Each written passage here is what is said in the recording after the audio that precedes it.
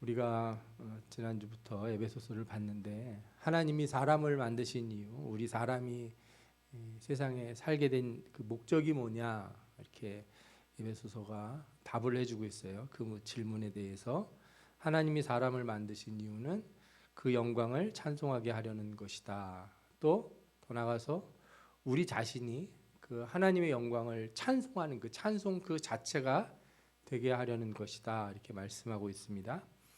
이 내용이 에베소서 1장 우리가 읽었던 3절부터 14절 사이에 세 번이나 나와요. 6절에 먼저 나오죠. 그는 그가 사랑하시는 자 안에서 우리에게 거저 주시는 바 그의 은혜의 영광을 찬송하게 하려 하는 것이다. 또 12절에도 나옵니다. 이는 우리가 그리스도 안에서 전부터 바라던 그의 영광의 찬송이 되게 하려 하심이라. 14절에도 나오죠. 이는 우리 기업의 보증이 되사 그 얻으신 것을 속량하시고 그의 영광을 찬송하게 하려 하심이라. 아멘. 우리가 하나님을 찬양하는 존재, 아버지 하나님의 영광을 찬송하는 존재가 되는 것, 그게 우리가 이 세상에 있게 된 이유예요. 많은 사람들이 이 목적을 잃어버리죠. 그래서 자신의 영광을 위해서 살아가는 사람도 많고, 그렇죠? 혹은 헛된 영광을 쫓는 사람도 많아요. 여러분들이 잘 돼야 되는 이유가 무엇이냐 이렇게 누가 물은다면 내가 왜 잘 돼야 됩니까? 나는 하나님의 영광을 위해서 잘 돼야 됩니다. 아멘. 여러분들이 건강해야 될 이유가 있다면 하나님의 영광을 찬송하기 위해서 내가 건강해야 됩니다.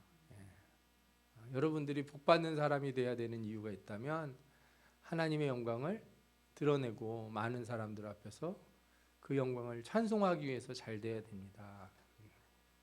근데 말은 그렇게 하고서 내가 잘 될 때 나를 드러내고 내가 누리고 나의 기쁜 것이 무엇인지 어떻게 알 수 있냐 하면은 그런 마음이 내 안에 드는 것을 어떻게 알 수 있냐.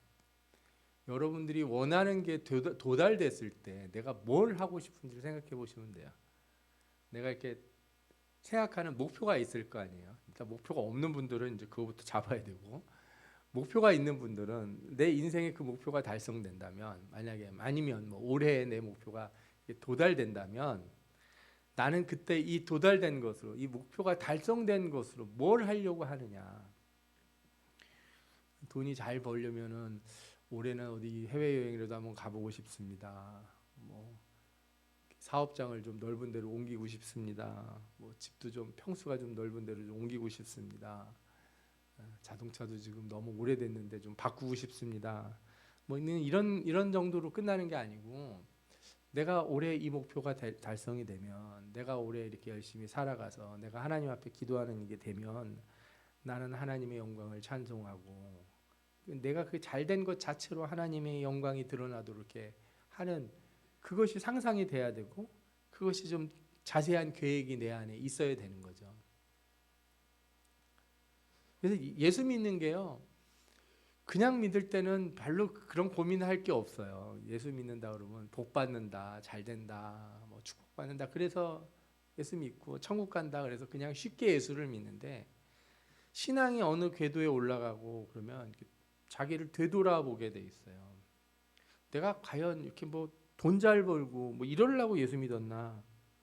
만약에 그런 게 목표라, 그런 게 진짜 예수 믿는 것의 본질이라면, 만약에 우리가 다른 종교로 가서 뭐 어떤 데 가서 막 빌고 그랬더니 잘 된다 그러면 그 사람은 예수 믿을 필요가 없어지는 거예요. 왜? 다른 곳에서도 그런 일이 있으니까. 그런데 내가 하나님의 영광을 찬송해야 된다는 본질의 목표를 분명히 아는 사람은 절대로 신앙을 버릴 수가 없어요. 왜? 다른 데서는 아무리 내가 잘 돼도 하나님의 영광을 드러낼 수가 없고 하나님의 영광을 찬송할 수가 없잖아요. 내가 어디 가가지고 뭐 어디서 빌었더니 잘 됐더라, 그거 가지고 우리가 하나님의 영광을 드러낼 수 없다면 우리는 삶의 목적을 이룬 사람이 아니거든요. 우리가 이것을 제대로 수행하도록, 이 존재의 목적에 맞는 사람이 되도록 하나님이 하시는 일, 이걸 뭐라고 성경이 얘기하냐? 그걸 경륜이라고 부르는 거예요. 하나님이 오래전에 계획을 세워놓으시고 그리고 그 계획에 따라 모든 일을 하나님의 뜻 가운데서 이뤄나가시는 것, 그 세상이 이렇게 돌아가게 된 것, 예수 그리스도가 이 땅에 오신 것 다 목표가 뭐예요? 목적이 우리 입장에서 봤을 때, 저희들의 입장에서 봤을 때는 우리 자신이 하나님의 창조의 그 본래 목적에 맞는 사람이 되는 거예요. 하나님의 관점에서 보면은 하나님의 창조하신 세계가 하나님의 본래 창조의 본 뜻대로 돌아가게 만들어지는 거예요. 그렇죠? 왜 하나님이 이런 계획을 세우셨습니까? 하나님이 우리를 원래는 하나님의 영광을 찬송하는 존재로 만들었는데 사람들이 죄를 범했죠. 사단의 유혹에 넘어가서 썩어질 것으로 하나님의 영광을 가리우고 그 영광을 찬송하는 대신에 헛된 것에 영광을 돌리는 어리석은 존재가 된 거예요. 저는 이걸 비유적으로 얘기할 때 우리가 원래 기능을 잃어버린 못 쓰게 된 폐기물처럼 됐다 이렇게 말씀드리고 싶어요. 가장 쉬운 거로는 우리 녹이 철 쓰는 녹이 쓰는 철 아시죠? 철이 녹이 쓰는 거. 칼에 녹이 붉게 쓸기 시작하면은 이거는 칼을 쓸 수가 없어요. 그래서 어떻게 해야 됩니까? 처음에는 사포로 문지르거나 이렇게 다시 뭐 갈거나 그래서 녹을 제거해야 되잖아요. 그런데 우리 안에 들어온 죄는 그 정도 수준이 아니에요. 완전히 우리 내부의 본성에 결합이 된 거예요. 마치 그런 쇠들 보셨죠? 완전히 녹이 들어서 삭은 쇠들. 그거는 껍데기를 이렇게 사포로 문질러 낸다고, 녹을 좀 긁어낸다고 쓸 수 있는 게 아니에요. 그런 칼들은 어떻게 해야지 해결이 되겠습니까? 완전히 녹여야 돼요. 완전히 녹여야 돼. 본성에서부터 죄를 뜯어내야 되는 거예요. 많은 사람들이 여기서 착각하는 경우가 있어요. 죄라고 하는 것이 우리의 본성은 변화시키지 않고 그냥 우리 껍데기만 둘러싸고 있다 이렇게 생각하는 사람들이 있어요. 그런 사람들은 자신의 죄를 해결하기 위한 어떤 노력을 할 수 있다 이렇게 생각을 하는 거죠. 그래서 예를 들어서 뭐 철학이나 지식을 사용하기도 하고 아니면 스스로 고민하고 수도를 통해서 죄를 떨쳐버릴 수 있다 이렇게 생각하는 거죠. 요즘 그 명상이 그렇게 유행이라고 하더라고요. 명상.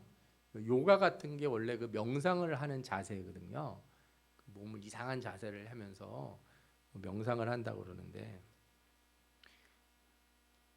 이게 뭐 약간 순기능적인 게 아주 없지는 않지만 그러나 여러분들이 아셔야 될 게 있어요. 죄는 그냥 겉에 묻은 흙 떨어내듯이 그렇게 떨궈지는 게 아닙니다. 내가 깊이 생각하고 나를 돌아봤을 때 내가 이런 게 문제구나. 참 내 인간 된데 이런 게 어리석은 게 있구나. 그래서 내가 이거를 좀 없애버려야지. 내가 이런 걸 좀 안 해야지. 그런다고 해서 죄가 없어지는 게 아니라는 거죠.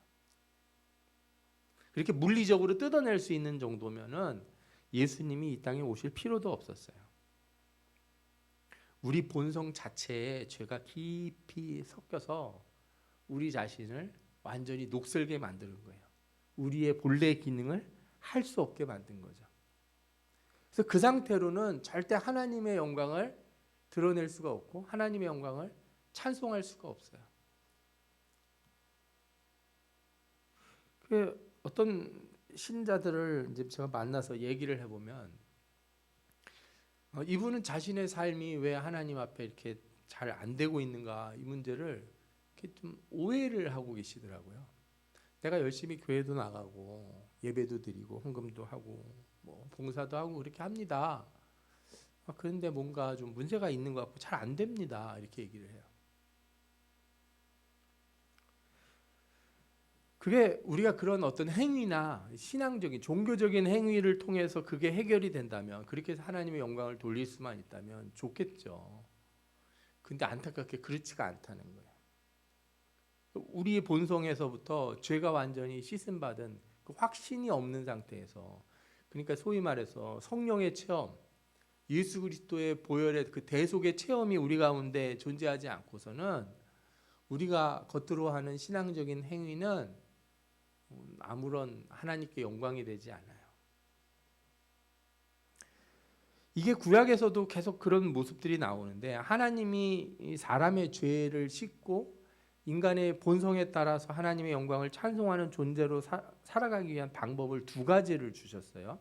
율법의 내용이 크게 두 가지예요. 제가 봤을 때는 첫 번째 내용이 뭐예요? 율법의 가장 큰 내용 중에 하나는 속죄의 제사예요. 그 죄를 씻는 길이 율법 안에 있어요. 죄를 씻어내는 길이. 또 한 길은 뭐가 있습니까? 율법의 말씀을 따라 지키고 사는 길이 있어요. 이 두 가지가 병행돼야 돼요. 그러니까 제사만 가지고는 우리의 본래적인 모습으로 갈 수가 없어요. 죄를 씻는다고 하는 제사로만은. 율법을 지킨다는 것으로도 부족해요. 이 두 가지가 같이 작동을 하게 돼 있는 거예요. 그런데 구약에 있는 많은 사람들이 어떤 실수를 범했냐? 이 율법을 따라 사는 길들은 점점 등한시하고 뭐는 계속 유지를 했냐면 제사는 계속 유지를 했어요. 그래서 여러분들이 성경을 보시면요, 아무리 우상을 섬겨도 이 사람들이 하나님 앞에 제사를 드리는 건 또 드렸다는 거예요. 그 되게 웃긴 일인 거죠. 하나님 말씀대로 안 사는데도 절기가 되고 때가 되면 뭘 해요? 하나님 앞에 제사를 드렸다는 거예요. 그래서 우리가 예언서의 가장 핵심 내용이 뭐예요?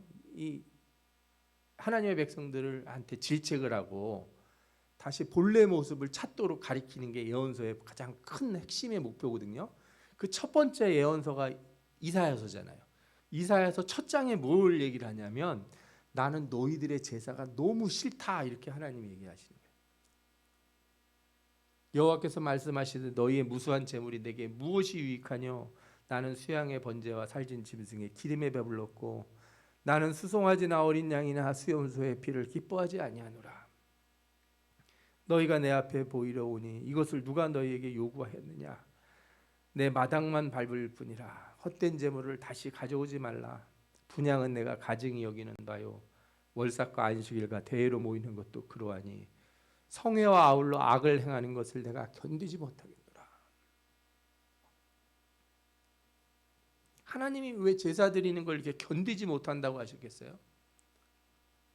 제사를 통해서 죄 씻음의 과정이 일어나더라도 율법을 지키고 하나님 말씀에 순종하는 삶을 살아야 하나님이 원하시는 자리로 나갈 수 있는데 말씀은 하나도 안 지키고 뭐만 하는 거예요?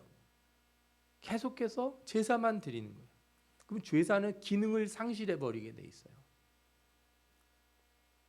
이사야서 1장 16절 17절에 뭐라고 그래요? 너희는 스스로 씻으며 스스로 깨끗하게 하여 내 목전에서 너희 악한 행실을 버리며 행악을 그치고 선행을 배우며 정의를 구하며 학대받는 자를 도와주고 고아를 위하여 신원하며 과부를 위하여 변호하라 하셨느니라. 말씀이 너무 놀라워요. 너희는 스스로 씻으며 스스로 깨끗게 하여. 우리는 원래 스스로 씻을 수가 없잖아요. 그래서 제사의 길을 주셨는데 하나님이 뭐라고 그러시는 거예요? 스스로 씻으라 이거예요. 그러니까 제사를 드리는 것으로 씻는 것으로는 안 되고 말씀을 따라 순종하는 삶으로 그 죄 씻음이 온전한 효과가 일어나게 되는 거예요. 그게 바로 하나님이 원하시는 거예요. 그게 율법이 가르치는 바예요. 하나님께서 택한 자들에게 율법을 주시고 죄 씻는 제사법을 알려주셨는데 그런데 사람들이 율법은 안 따라가고 요거만 계속 따라가는 거죠. 진짜 뭐라 그럴까요?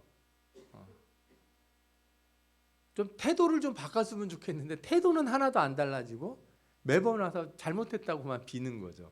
너 그러지 말고 내가 요번에 씻어줄 테니까 너 생활 태도를 좀 고쳐라. 이러는데 태도는 절대 안 고쳐요. 그리고 자꾸 와서 뭐만 해달라는 거예요? 씻어주시기만 하면 되지. 씻어준다고 하시지 않았습니까? 그래서 하나님께서 결국에 어떻게 하시는 거예요? 진노를 땅에 부으시기로 하셨어요. 그래서 그날을 뭐라 부르냐? 여호와의 날이자 진노의 날, 심판의 날 그렇게 불러요. 슬프다 그날이여 여호와의 날이 가까웠나니 곧 멸망같이 전능자에게로부터 이르리로다. 화 있을진저 여호와의 날을 사모하는 자여 너희가 어찌하여 여호와의 날을 사모하느냐? 그날은 어둠이요 빛이 아니라 너희가 내게 번제나 소제를 드릴지라도 내가 받지 아니할 것이요 너희의 살진 희생의 화목제도 내가 돌아보지 아니하리라. 그러니까 그 심판의 날이 딱 오면은 어떤 일이 생기냐면 더 이상 번제를 드릴 수가 없는 거예요. 죄를 씻는 이 모든 길이 막혀버리는 날이 온다는 거예요. 얼마나 무섭습니까 이게. 그런데 하나님이 이 진노의 날에 이르기 전에 우리에게 특별한 제사를 우리에게 허락해 주셨어요. 우리를 위해 화목제물을 친히 세우시고 그로 말미암아 죄사함과 구원의 길을 주시기로 한 겁니다. 그 제사가 바로 누구예요? 예수 그리스도. 우리를 위하여 대신 죽어주신 유일한 화목제물이신 그 예수 그리스도가 이 땅에 오신 겁니다. 사람들이 항상 이렇게 이 기독교 신앙과 교리에 대해서 물을 때 이걸 궁금해요. 예수님이 왜 꼭 와서 죽어야만 하냐 이렇게 물어봐요. 꼭 그렇게 잔인하게 죽어야지만 문제가 해결되는 겁니까? 이거에 대한 대답을 여러 가지로 할 수 있어요. 왜냐하면 우리가 구약 성경에 알다시피 죄는 무엇으로만 해결할 수 있어요? 피 흘림으로만 해결할 수 있기 때문에. 그런데 왜 하필 예수 그리스도의 피여야 되냐 이렇게 물을 수가 있는데, 저는 여러분들에게 이렇게 말씀드리고 싶어요. 예수 그리스도는 누구신가? 그는 말씀이신 하나님이십니다. 이 말씀은 이 세상을 창조하신 하나님의 능력이세요. 태초에 말씀이 계시니라. 이 말씀이 하나님과 함께 계셨으니 이 말씀은 곧 하나님이시라. 그가 태초에 하나님과 함께 계셨고 만물이 그로 말미암아 지은 바 되었으니 지은 것이 하나도 그가 없이는 된 것이 없느니라. 하나님의 말씀이라는 건 뭐냐면 구약에 주셨던 율법도 다 뭐예요? 하나님의 말씀이에요. 그러니까 피 흘림으로 죄 사함을 얻는다고 정해진 것도 다 이 하나님의 말씀으로 인해서 정해진 거거든요. 그런데 이 말씀이 육신이 되셔서 어떻게 하신 거예요? 우리를 위하여 죽어주시기로 한 거예요. 그러니 율법의 모든 요구를 누구가 충족시킬 수 있습니까? 말씀이신 예수 그리스도, 말씀이신 하나님이신 예수 그리스도만이 율법의 모든 요구를 충족할 수 있어요. 왜? 그분이 하나님의 말씀이시거든요. 그래서 그가 이 땅에 오셔서 자신을 거부하고 죄를 지은 모든 자들을 위해 대신 죽어주심으로 율법의 모든 요구를 충족하게 되세요. 또한 그는 모든 창조의 능력이에요. 그로 말미암지 않고 창조된 것은 아무것도 없어요. 따라서 예수 그리스도의 피 흘리심은 예외가 생기지 않아요. 하나님의 창조 세계 내에 어떤 것도 예수 그리스도의 피 흘림으로부터 벗어나 있을 수 있는 존재가 없어요. 아멘? 이게 중요해요. 그가 죽으시면 모든 만물을 위해 죽으십니다. 이로써 죄인된 사람들이 다시 하나님의 영광에 찬송이 될 수 있는 길이 열렸다 이렇게 말씀드리고 싶어요. 예수 그리스도의 보혈의 피가 이제 어떤 작용을 하냐? 우리 본성에 깊이 결합되어 있는 죄, 결코 우리의 힘으로는 끊어낼 수 없는 죄를 끊어내시고 우리를 다시 누구에게 연결시켜 주셨냐? 하나님의 사랑 안으로 우리를 연결시켜 주셨어요. 말하자면 녹슨 쇳덩어리를 용광로 같은데 녹이셔서, 그죠? 모든 죄악을 다 태워버리시고 그 다음에 그냥 녹였다가 다시 놓으면 쇳덩어리가 또 녹슬 거 아니에요. 그러니까 그렇게 안 하시고 이걸 합금을 만들어 버리신 거예요. 성령을 우리에게 부어 넣어 주셔서 우리의 본성에 누가 오셔요? 성령이 오셔서 우리의 본성이 다시는 죄에 들러붙어서 죄로 말미암아 우리 본성이 타락하지 않도록 누가 다 우리를 막아주세요. 코팅을 해주셨냐? 성령이 우리를 감싸주시고 우리를 죄에서 보호해 주시는 거예요. 아멘? 네, 아멘. 예.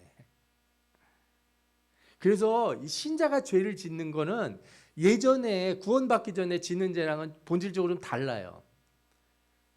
구원받기 전에 지은 죄는 우리 본성에 따른 죄거든요. 그런데 구원받은 자, 성령이 임한 자들이 짓는 죄들은요, 마치 껍데기에 붙어 있는 흙이 묻은 것 같은 거예요. 씻어내면 돼요. 그냥 다시 언제든지 닦아내면 되는 거예요. 그 다이아몬드 있지 않습니까? 다이아몬드. 저는 뭐 다이아몬드나 큐빅이나 별 구분을 못 하겠어요. 다 반짝반짝한 거라. 그런데 그 다이아몬드가 그렇게 아름답고 반짝반짝거리는데 얘도 빛을 잃을 때가 있다는 거예요. 빛을 잃어버린다는 거예요. 그래서 참 신기하다. 다이아몬드가 뭐 왜 빛을 잃어버리지? 그랬더니 이 다이아몬드가 기름에 좀 친화적이래요. 유분이 잘 붙는 데입니다. 혹시 다이아몬드 반지 끼고 다니시는 분들은 이렇게 화장품이나 그죠? 몸에서 기름이 나오잖아요. 얼굴 같은 데서 이런 게 자주 닿고 그러면 색깔이 탁해진대요. 껍데기를 좀 닦아내면은 깨끗해진답니다. 이게 중요한 거예요. 이게 그냥 껍데기를 닦아낼 수 있는 죄가 되는 그 수준이 언제냐? 우리가 예수 그리스도의 보혈의 피로 새롭게 되고 성령이 우리와 함께 계실 때, 우리의 본성에 성령이 임하셨을 때, 그때 우리에게는 예전과는 완전히 다른 상태의 존재가 되는 거예요. 그때부터는 우리는 회개하고 죄의 씻음을 받는 것에 있어서 근본적으로 다른 차원에 임하게 돼요.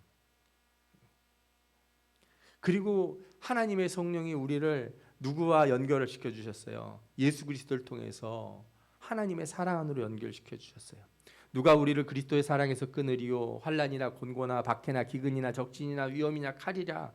내가 확신하노니 사망이나 생명이나 천사들이나 권세자들이나 현재일이나 장래일이나 능력이나 높음이나 깊음이나 다른 어떤 피조물이라도 우리를 우리 주 예수 그리스도 안에 있는 하나님의 사랑에서 끊을 수 없으리라. 아멘. 로마서 8장 35절과 38절 39절에 나오는 말씀이에요. 그러니까 그리스도의 대속이 뭐예요? 우리를 다시 예전으로 돌아가지 못하도록 만드는 하나님의 능력이라는 거예요. 그런데 여러분들이 여기서 한 가지 또 아셔야 되는 게 있어요. 구약에서도 똑같이 제사를 드렸지만 하나님께서 제사를 받지 않으신다고 말할 정도로 어떤 상태가 되었었냐? 율법을 따라 행하지 못하고 하나님 말씀대로 살아가지 못했을 때가 있었잖아요. 이번에는 그러면 어떻게 하시는가? 이번에는 성령이 우리 안에 임하셔서 우리로 하여금 그렇게 가지 않도록 만들어 주시겠다는 거예요. 그렇게 가지 않도록. 내가 열심히 율법을 지키는 게 아니고 내가 율법을 지키지 않으려고 하면은 성령이 어떻게 하세요? 내 안에서 탄식을 하세요. 절대 그럴 수 없다는 거예요. 그리고 여러분들이 아셔야 될 게 있어요. 신자는요, 돌아갈 수 없습니다. 포기하세요. 포기하시라고요. 예. 죄가 우리 본성에 달라붙어서 녹슬게 만들었을 때 우리를 완전히 태우셔서, 그죠? 새롭게 하셔서 우리를 변화시켜 주셨잖아요.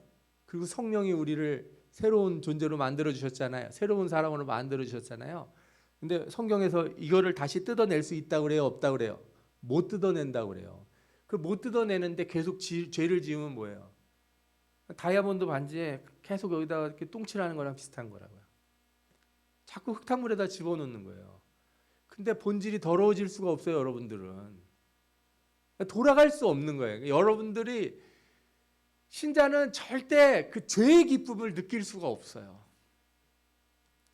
내가 예수 믿기 전에 즐겼던 그 즐거움을 예수 믿은 뒤에는 다시 누릴 수 있느냐? 없다. 아멘. 네. 내가 예수 안 믿고 아니면 예수 믿어도 이 구원의 놀라운 은혜의 체험을 못하고 살 때에 세상에서 즐기던 거, 그 기분을 다시는 느낄 수 없다. 하나님이 절대 허락하지 아니하신다는 거예요. 여러분들에게. 믿으시면 아멘 하시기 바랍니다. 제일 불쌍한 사람이 뭐예요? 구원받은 자가 자꾸 그런 데 가서 기웃거리는 거예요. 제일 불쌍한 사람이 거기 못 어울린다니까. 이제는 가도 죄가 우리 본성에 달라붙지를 못한다니까요. 그래서 죄를 져도 허탈하고 괴로운 거예요. 신자는 절대 할 수가 없어요. 우리가 어떻게 예수 그리스도를 다시 십자가에 못 박을 수 있겠어요? 성령이 그걸 허락하지 않으세요. 하나님께서 우리를 구원해 주셨을 때 그래서 죄가 그냥 단순히 떠난 상태가 아니라 앞서 말씀드린 것처럼 성령이 우리 본성에 들어오셨기 때문에 우리의 상태가 어떻게 됐냐? 처음 창조될 때보다 훨씬 더 높은 상태로 바뀐 거예요. 여러분들은 고귀한 존재가 되었어요. 아멘? 네. 여러분들은 하나님의 영광을 찬송할 수 있는, 하나님의 영광을 드러내는 그 찬송이 되는 존재로 바뀐 거예요. 바뀐 거. 예. 되돌아갈 수 없습니다. 이 불가역적인 반응이에요. 이게. 그래서 우리가 이 새로운 피조물이 되었다는 걸 성경이 뭐라고 얘기하냐? 그런즉 누구든지 그리스도 안에 있으면 새로운 피조물이라, 이전 것은 지나갔으니 보라 새 것이 되었도다. 아멘. 그래서 여러분들이 살다가 실수할 수 있고, 여러분들이 죄를 범할 수 있고, 때로는 실망할 수도 있고, 낙담하기도 하고 그래요. 아니, 신자가 그런 일이 전혀 없다고 말하진 않아요. 여러분들이 인생의 앞길을 보면 답답할 때가 있고 깝깝할 때가 있고, 하나님이 왜 나를 이렇게 부르셔서 이렇게 하시나 이런 생각이 들 때가 있어요. 그러나 우리는 되돌아갈 수가 없어요. 여기서 내가 포기한다고 하나님이 나를, 너 그러면 옛날에 그 더러운 대로 살던 대로 돌아가라, 이렇게 우리를 버리지 않으세요.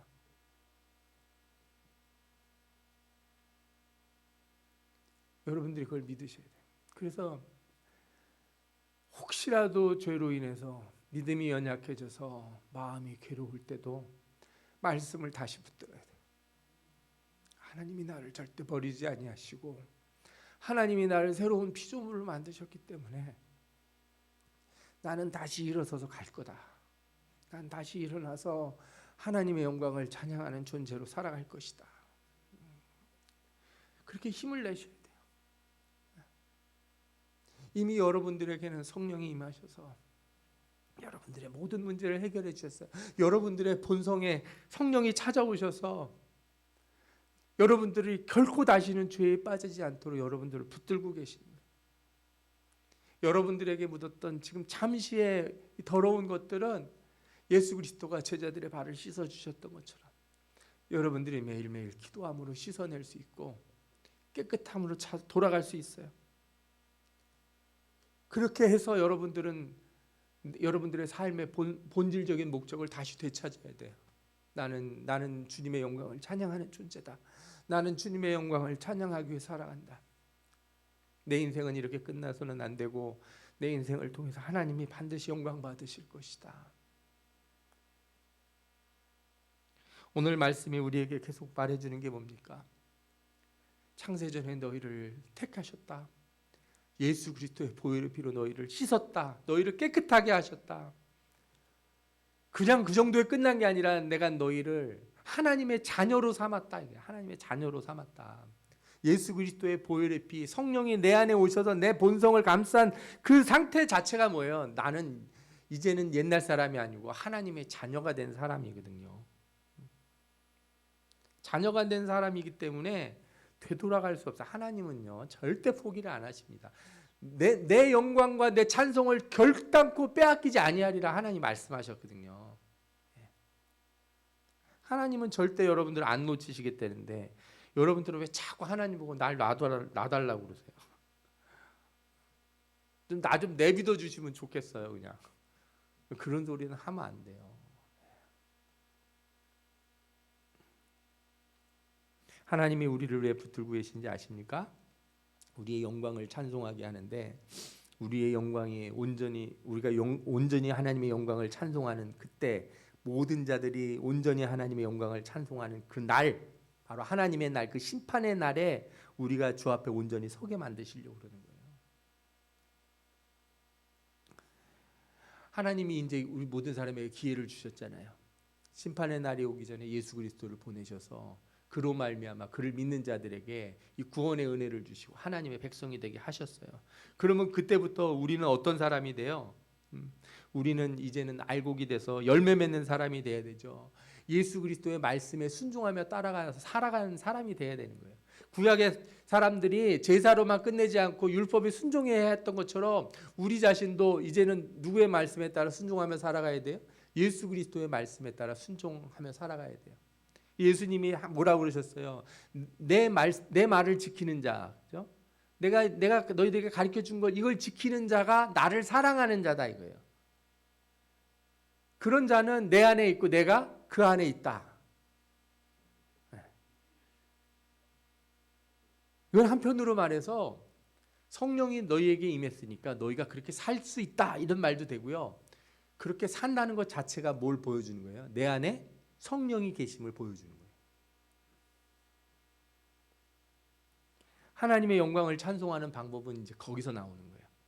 예수 그리스도가 나를 씻어 주셨으니까 이제 내가 하나님의 영광을 찬송하는 존재로 살아간다는 게 뭐냐? 예수 그리스도의 말씀에 따라서 순종하며 살아가는 거예요. 그리스도의 계명에 따라 살아가는 거. 교회 와서 막 박수 치면서 찬송하고 이 찬송이 아니라 여러분들의 삶이, 여러분들이 살아가는 것 그 자체가 뭐예요? 하나님을 찬양하는 찬송이 된다는 거예요. 그렇게 되는 방법이 뭐냐? 예수 그리스도의 말씀대로 살아가는 거예요. 순종하며 살아가는 거.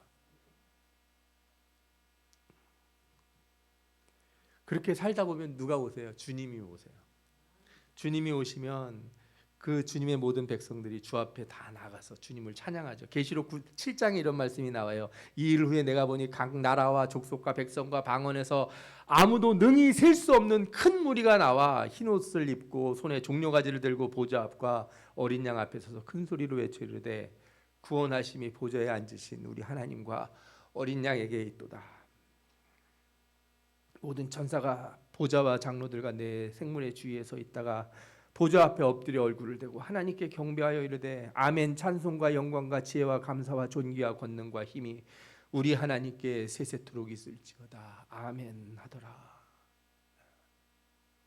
그날에 가면 우리 자신이 하나님의 영광을 찬양하는 존재로 또 우리와 같은 수많은 백성들이 주 앞에 서서 모두가 하나님을 찬양하는 그 놀라운 풍경 안에 여러분이 있는 것을 경험하시게 될 거예요. 이 소망이 여러분들한테 넘치시지 않습니까? 그렇게 영광을 찬송하는 존재들, 하나님의 자녀로서 찬양하는 존재들에게 하나님이 뭘 주신다? 그 나라를 상속으로 주시겠다, 유업으로 주시겠다 말씀하셨어요. 또 내게 말씀하시되 이루었도다. 나는 알파 오메가요 처음과 마지막이라. 내가 생명수 샘물을 목마른 자에게 값없이 주리니 이기는 자는 이것들을 상속으로 받으리라. 나는 그의 하나님이 되고 그는 내 아들이 되리라. 아멘. 우리를 아들로 삼으셨다고 그랬는데 계시록에 보면 다시 뭐라 그래요? 나는 그의 하나님이 되고 그는 내 아들이 되리라 그러는 거예요. 우리는 하나님의 아들이자 앞으로 또 될 거예요. 우리는 하나님의 영광을 찬송하는 존재로 이 시간도 살아가고 있지만 진정으로 하나님의 영광을 찬양하는 존재가 될 거예요. 우리는 이 사이에 살고 있어요.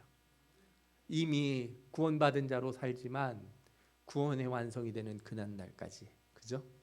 아직 이루어지지 않은 것처럼, 아직 그 면류관을 붙잡지 못한 사람처럼 달려가고 있는 거예요. 이 신앙의 삶을 여러분들이 온전히 깨닫고 그리스도의 보혈을 붙들고 나가셔야 돼요. 내 본질이 뭔지, 내가 그 천국에 가서 그의 영광을 찬양하는 그날까지 내가 이 길을 똑바로 걸어가리라. 그리스도가 내 안에 오셔서 내 본성을 바꾸시고 나를 완전히 변화시키시고 하나님의 말씀에 순종할 수 있는 존재로 만들었으니 내가 다시는 죄에 지지 않으리라. 하나님의 영광을 드러내는 삶을 살리라. 이렇게 결단하시고 주님 오시는 날까지 이 길을 함께 걸어가는 복된 여러분들 다 되시기를 축원합니다. 아멘. 기도하겠습니다.